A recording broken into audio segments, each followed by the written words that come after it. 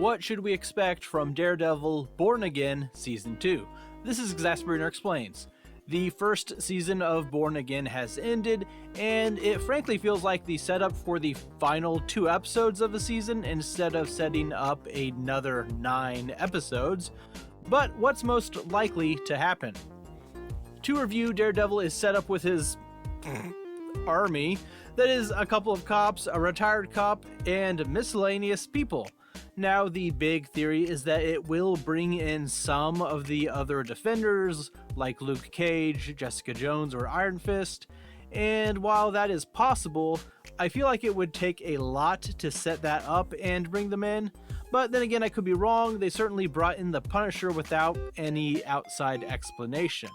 I think we would see the Swordsman in action since he has shown up several times this first season, but overall there's a real lack of vigilantes for the Vigilante Task Force so far in the series. Now, I don't seek out set photos or rumors really, but one came across my feed of Daredevil in his black costume, and I don't mean his proto outfit from the first season, but his Shadowland costume from the comics. In Shadowland, he leads the Hand, the group of evil ninjas, and takes over part of the city, essentially becoming a villain of sorts.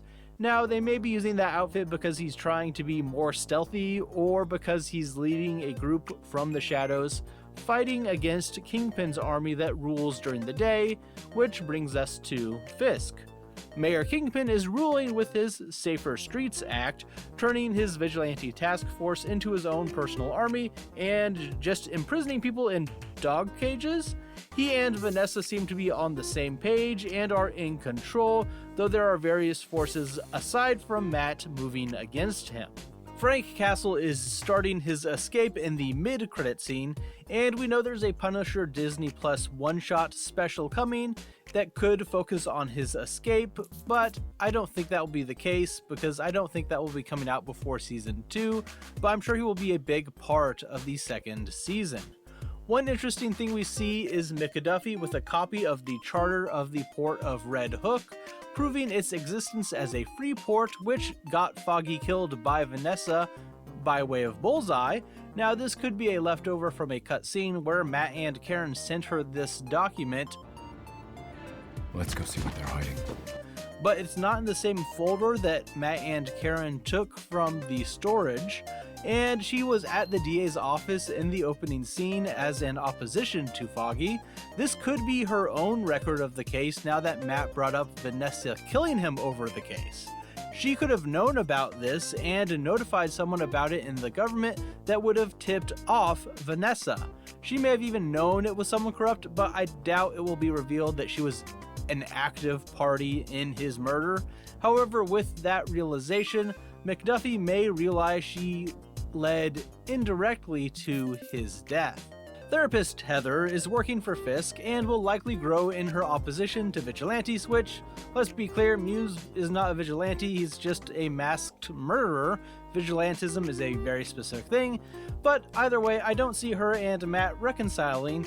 It just does not feel like we will have a whole lot of time for Matt in general in season 2. BB Urich will probably finally start to dig into the real meat of the Fisk mayorship next season as well, and I'm guessing the thing that ultimately brings Fisk down may be the murder of Ben Urich from all the way back in the first season of the Netflix series. In the comics, the original White Tiger's niece takes on the mantle and becomes a new White Tiger, which will likely happen in season 2 as well, with Daredevil probably guiding her on this path. Bullseye is also still out there and a threat, and it's possible that Daredevil does end up protecting him in some way as a witness to try and bring down Vanessa and Fisk by proxy. It may have even been foreshadowed by their meeting where he told Matt that he's a good guy and will do the right thing. So there are a lot of things set up and still up in the air, but I think the second season will have to start kind of slow compared to this setup, because obviously Fisk is not going to be brought down in the first couple episodes. It will probably have Matt slowly targeting different aspects of Fisk's criminal enterprises, but it's going to be all Daredevil with Matt's identity known and exposed, at least to the police fanboy army. There's not going to be any cases for Matt's day job, that's for sure. Overall, I enjoyed the first season, though not every episode was amazing. It kept the plot moving, and the ending of the season was pretty good, tying together things that were hinted at throughout the series.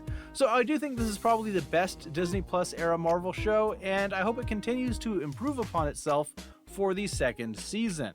Let me know what you thought of the season in the comments and what you think will happen in season 2. Don't forget to like the video and subscribe to the channel for more content. Thanks for watching. Bye.